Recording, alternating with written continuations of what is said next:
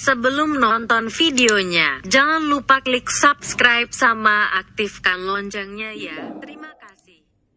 Tetapi orang datang Islam, hanya Bandung Cik. Orang Islam mampu beribadat, mampu berpuasa. Karena ibadat dan puasanya memandungkan berdasar daripada iman. Karena orang yang datang dari Islam, orang Aceh memandung Islam. Sehingga orang yang tak itulakkan orang Aceh, siapa Aceh katakan orang Islam. Kecuali orang Acehnya naik duit tau daripada Islam murtad yang baru dari Islam. Pokoknya arti nama orang-orang yang lebih daripada Pulau Aceh yang memandung Islam.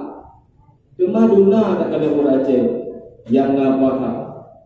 Duna orang Aceh tak kena yang ngantaya.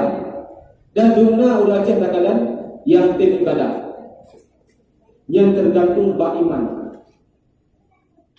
Karena iman.